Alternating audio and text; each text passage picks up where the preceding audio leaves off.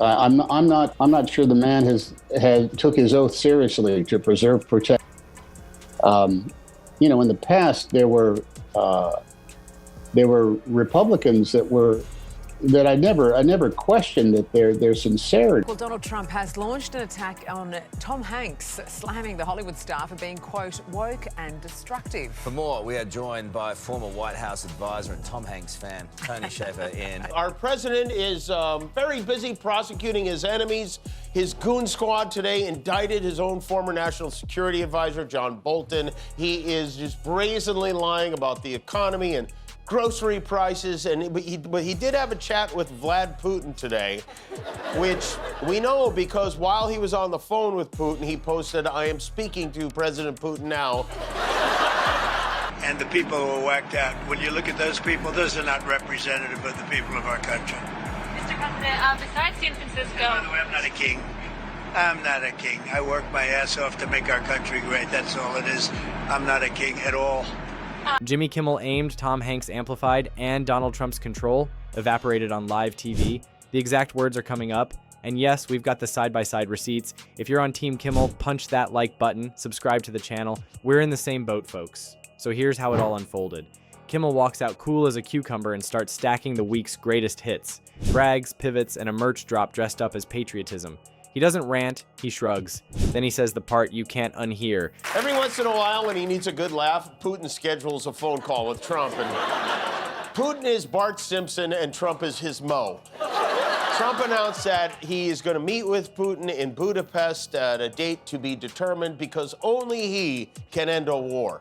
I don't think any president's ever ended a war, frankly. One war, I did 8 of them, Maria, right? And but I don't know, did Bush ever end? Do you think Biden ended a war? Biden started wars because he was stupid. But do you think Biden ended any wars? No, I don't know of anybody that ended wars. I ended 8 of them. No president, nobody has ever ended a war other than him. All the other wars ended mysteriously by themselves. So much greed, so much hypocrisy, so much duplicity. The room laughs because it's funny, and then laughs again because it's true. Everything looked routine, just another late-night monologue, until he rolls the clip of Trump obsessing over a magazine cover like it's the State of the Union. Suddenly, the joke isn't a joke, it's a mirror. Vanity, meet, daylight. And here's where we level up. Tom Hanks, the nation's calm voice, steps in. Oh, well, thank you. Hey, now speaking of church, can I say something? If more folks went to church, we wouldn't be in this mess we're in now. You know what? I agree with you, Doug. I'd like to shake your hand, sir. Here we go. No, no. Oh, no, it's just a handshake. Yeah, it's just a handshake. Yeah, all right. You're welcome in Black Devil anytime. All right. Well, thank you, my brother. You know, maybe I'll start a show for you to come on, and we'll call it What Jeopardy? No. We don't need it. We don't need it. According to the Daily Beast, Donald Trump's inner circle is becoming increasingly fearful of the impact what he sees on Fox News is having on his decision-making. Trump officials became concerned when Trump asked if he could get a reverse mortgage on the White House in one of those Terry Bradshaw walk-in tubs. A few weeks ago, there were reports that the reason Trump wanted to send the National Guard into Portland is because he saw Fox footage of unrest from 2020, and he thought it was happening in real time. And he still might think that's happening in real time. Because in an interview with NBC, he said that when the governor of Oregon informed them there was no security threat in her state, he said, well, wait a minute, am I watching things on television that are different from what's happening? While Jimmy Kimmel feeds us the receipts night after night, Hanks brings the moral clarity. Character still counts, facts still matter, and free speech is not a toy you yank when the punchlines sting. Everything seemed like standard Hollywood noise, until a fight over Kimmel's show turned into a live stress test for whether jokes get to survive politics. Kimmel came back sharper, and the message from Hanks and a wall of artists was simple: the lights stay on. Let's rewind and stitch the story the way your brain files it. It's the show the FCC doesn't want you to see. We're doing something fun tonight. We're doing something unprecedented tonight. Now, although I think it's unprecedented, I did not bother to check. Tonight, Stephen is a guest on our show. I will simultaneously be a guest on his show. We thought it might be a fun way to drive the president nuts. finally, do you worry about the United States in case in terms of its commitment to democracy and freedom and everything these people died for, if there's another Trump presidency? I think there's always reason to be worried about the short term, but I look at the longer term of what happened. I think there is a ongoing look. Our Constitution says, we the people of the United States, in order to form a more perfect union. Kimmel lays out the week, a braggy post about winning, a pivot to grievance, and the cash register ringing in the background. Then, bam, he cues drag queen story time, a reading of Eric Trump's memoir built like a campfire tale. The pages beg for mercy, the wood chipper does not. Confetti. It's silly, it's savage, and it makes a serious point. If you sell mythology as nonfiction long enough, someone's going to test the paper stock. Tomorrow, Trump gets a visit from Zelensky at the White House. They're going to see if they can figure out this thing with Bad Bunny, and then after that, we'll work on Ukraine.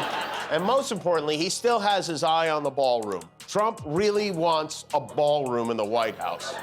Said the reason we don't have one already is because we've never had a real estate person as president, but now we have Blob Vila running the show, and we're going to have one. Last night, Trump hosted a fundraising dinner for his big, beautiful $200 million wedding venue. The fact that the government is shut down because Republicans don't want to spend money on health care makes no difference to him, I guess. All the top people from Google, Apple, Amazon, you name it, lined up to eat beef stroganoff and kiss his ass, just as our founding fathers intended, to build a ballroom. If you rock with Jimmy Kimmel or just love receipts with a side of shade, hit like and subscribe. We're in the same boat, rowing through the spin together. Back to it. Everything seemed stable, just jokes, right? Until the show got yanked for a hot minute, and the usual, we're not censoring, but voices started humming. That was the plot twist. The suspension tried to scare everyone straight. Instead, it sharpened the knives. Kimmel's tone changed from spicy to surgical. He told those in attendance, after I won the first night, I went up and I'm standing in the residential hallway with Melania, and we're looking into the Lincoln bedroom. Do you believe this? We're in the White House, and that's the Lincoln bedroom. And then she went into the Lincoln bedroom, padlocked the door, and Melania hasn't been heard from since. Meanwhile, while he's asking for money, Trump himself is cashing in bigly. Trump and his family have reportedly made more than $1 billion in crypto alone over the past year. And I guess $1 billion isn't enough because he's also hawking watches. If you watch Fox News or Newsmax for more than like an hour, you will see Donald Trump, our president, doing this. Hello, everyone. It's President Donald J. Trump, and it's Trump time. Check out this red beauty. It's one of my new watches. Wear it proudly on your wrist. Yeah. Don't wear it around your neck. I don't want to get sued. Fewer drum rolls, more playback. He'd pause on a frame, tilt his head, and you could practically see the caption hovering. Are we really doing this? Meanwhile, Hanks did what grown-ups do in a storm. He didn't scream, he didn't posture, he simply stood with free speech. Call it Hollywood, we call it a spine. Here's the rhythm that keeps exposing the act. Monday, a post about how unfair everyone is and how great the brand remains. Tuesday, a new product line pretending to be a movement. It is frightening to know that the President of the United States is being briefed on world events by the same source as everyone at the Dallas-Fort Worth Airport Chili's to go. One thing you could say about Donald Trump, though, he has a vivid imagination. He has created a dangerous organization to get the old people excited and fired up, a supervillain called Antifa. And the reason we know Antifa is organized against the government is because their matching signs indicate they are somehow in league with Kinko's. You're seeing people out there with thousands of signs that all match, pre-bought, pre-put together. They're organized and someone is funding it. We're going to get to the funding of Antifa. We're going to get to the root of Antifa, and we are going to find and charge all of those people who are causing this chaos in Portland and all these other cities across our country. Yeah, and if we can't find them, we're going to pretend we did. Wednesday, a loyal son doing ring light alpha monologues that always end with, "We're the real victims." Thursday, a wink from someone in power suggesting the comedians should learn a lesson. Friday night, Kimmel presses play. Saturday, Hanks' name shows up on a letter that says, "Not today." Everything was humming along for Team Spectacle, until a calm voice and a cold edit put the receipts back where they belong. And look, if this all sounds too tidy, that's because Kimmel makes it tidy. In front of a flag selling top hats, okay?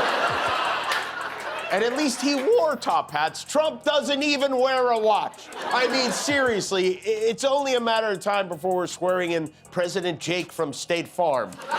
These watches, by the way, are not too good according to some of the reviews. Like this one, my daughter's ordered a Trump watch, and after 5 months of waiting, have not received anything. It's a shame this company is not holding to President Trump's high standard. I have bad news for you, honey. They are holding exactly to Trump's high standards. There are a lot of reviews like that one. He doesn't overcook the roast. He lets the clips breathe so you can hear the wheeze. The version of Trump that shows up in his monologues is the same one that can't walk past a reflective surface without delivering a TED Talk about it. He keeps confusing attention for approval and outrage for oxygen. Late night, especially in Kimmel's hands, flips that math. The more he reaches for attention, the smaller he looks beside a joke that fits in one sentence. Now add Hanks back into the frame. America's dad isn't there to dunk.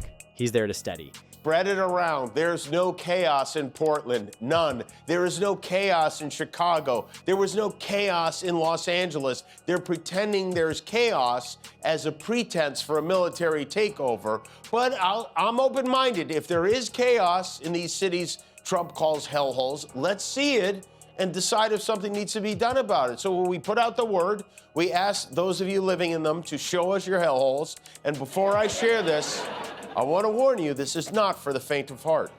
Hey, Jimmy, this is Kapil reporting from the hellhole that is Chicago. You can see behind me there's about 40,000 people that are being forced to run for their lives. They're going to run 26 miles. There's people all around them, jeering them, making fun of them. Some are even offering them bananas. We're in downtown Chicago. There's radical musicians playing on the street. It's getting scary out here. The bushes themselves are turning on ICE agents. The houses are turning gay. Send help. We're really, really frightened. We're just trying to survive. And I want to say the restaurant where my husband and I are eating is out of the crab rangoon. I'm here in Chicago where the carnage continues. The latest, our beloved $4 car wash has turned into a $5 car wash. As our community grows a bit more unrecognizable by the day, Antifa win. Years ago, he told a live audience, "We're going to be all right." And the line stuck because it wasn't a lullaby, it was a dare. Be the country that deserves to be all right. Wear the mask when it matters. Believe the Constitution when it's tested. Translate that to today, and you get the pairing that rattles the palace. Kimmel deglamorizes the chaos. Hanks de-scares the moment. Everything felt like a perpetual crisis until someone calmly called the trick and someone else calmly called the values. Trump is threatening to make irreversible cuts if there's a shutdown, which, you know what, I was recently the victim of a government shutdown. They are reversible, I will tell you that. Especially thrilled to be called to a mandatory meeting with our Secretary of War / weekend host of Fox and Friends, Pete Hegseth, today. All the top military leaders were pulled off the front lines in Portland and Washington, D.C., and summoned to Quantico for a pep talk with Pete. Should our enemies choose foolishly to challenge us, they will be crushed by the violence, precision, and ferocity of the War Department. In other words, to our enemies, F-A-F-O. He's so awesome, you know? It's F-A-F-O Schwarzkopf. That was some speech. Usually when a big group of people gather in a room for Pete Hegseth, it's an intervention. But this was a no-mercy type of affair. Hegseth said, we're getting rid of DEI in the military. We're getting rid of dudes in dresses. He said there will be no more beardos, which is what weird people call men with beards. And just as it said on Pete's Tinder profile, no fatties allowed. Frankly, it's tiring to look out at combat formations, or really any formation, and see fat troops. Likewise, it's completely unacceptable to see fat generals and admirals in the halls of the Pentagon and leading commands around the country and the world. It's a bad look. It is bad, and it's not who we are. Right, Trump was there. Kimmel says so much greed, hypocrisy, duplicity, and the studio does that guilty laughter humans make when they recognize themselves in a funhouse mirror. Smash cut to the time cover vanity bit. Deep breath, long pause, one pinprick word, pop. Then we pivot to story time, and Eric's prose becomes confetti, as a room full of kids learns the most adult lesson of all. Storytelling is power, but truth is heavier paper. Made in America, and his partners claim the watches feature premium Swiss-made materials, but most of the experts seem to agree they are likely made in China. I hope he gets hit by his own tariffs. That's all I can hope for. There's so much greed and hypocrisy and duplicity. Mike Johnson, this, the Speaker of the House, Mike Johnson, gave quite a performance today trying to pretend Democrats are the reason he shut down the House of Representatives for almost a month. Watch how hard he acts here. He gets all mad trying to pretend this has anything to do with anything other than the Epstein files. To get everybody together and build that consensus is not possible until we get the government operating again and we stop holding. I get very upset about that. We stop holding the American people hostage for these ridiculous political games. People see what's going on here. We should not have Border Patrol agents not paid right now because Chuck Schumer wants to pay political games to cover his tail. I don't know how much more simply to say that, and every single one of you know that's exactly what's going on. I don't like being mad, Mike. I want to be happy, Mike. I want to be the happy warrior, but I am so upset about this. God bless America. We're done. Thanks. Somebody didn't have his Go-Gurt this morning. Finally, we drop Hanks' signature on the big letter and end on his steady voice. We'll be all right, but only if we keep the lights on and the jokes honest. Everything looks like entertainment, until you notice how the cycle breaks. Instead of fear, there's laughter. Instead of apathy, there's participation. Instead of what can we do, there's play it again. That's why this combination, Kimmel's edit plus Hanks' ethos, lands like a 1-2 punch. It clears the fog and keeps people in the conversation long enough to care. There's no one working in the House of Representatives. The House has been shut down for 25 days, shut down by Speaker Mike Johnson, because there was a special election in Arizona won by a Democrat, Adelita Grijalva. Johnson is refusing to swear her in because if he does, they would be forced to vote on whether to release the Epstein files, and no one wants to be on record, and Trump, for whatever reason, does not want us to see those files. So if you're wondering why our representatives in the House are not at work, Senator Ruben Gallego of Arizona did a pretty good job of explaining it. Speaker Johnson is protecting pedophiles. That's what this is all about. Speaker Johnson is trying to cover up for pedophiles. Is that clear enough? Speaker Johnson is covering up for pedophiles. Speaker Johnson is covering up for pedophiles. Did you guys get that? Speaker Johnson is covering up for pedophiles. Thank you. Thank you. Well, thank you. Here's the part that makes team drama nuts. You can't counterpunch a shrug. You can't drag "we'll be all right" into a culture war and win. Accusing Kimmel of elitism doesn't land when he's literally just pressing play on the words that came out of the guy's mouth. Painting Hanks as a snob doesn't fly when his entire brand is decency with a zip-up hoodie. The typical counter-narrative, they hate regular people, falls apart because the jokes don't aim at regular people. The blaming and the bragging, he cannot stop. His granddaughter, Kai, has some kind of a YouTube show, and he took her for a ride during a round of golf, and even there, he couldn't stop tooting his own horn. How has it been in the White House so far? It's been great. Having a good time. We're doing a great job. We stopped 7 wars. Yeah. 7. Thank you, everybody. Thank you. Your taxes are coming down. See, everyone's happy, honey. That's awesome. That's awesome, Grandpa. You're awesome. Imagine that's your grandpa. Grandpa, anything you want to say about me? I know you mentioned you're awesome, but Kai had the last laugh because the video she posted him of playing golf was not subject to the usual favorable edit job.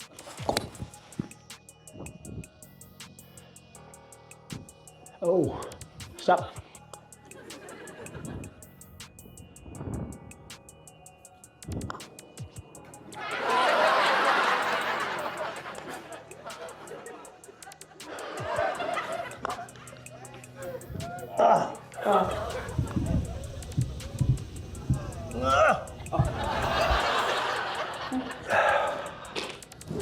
Another hole-in-one, sir. Well done, well done. You know... Together, they didn't stage a dramatic live TV ambush. They did something more dangerous to flimsy myths. They made them obvious. And once a myth is obvious, it isn't magic anymore. It's just a costume under bright lights. If you're still with us, you already know what to do. Hit like, smash subscribe, and drop your favorite Kimmel line from this week in the comments. We'll use the best one as the cold open in the next video. Same boat, folks. See you in the next cut.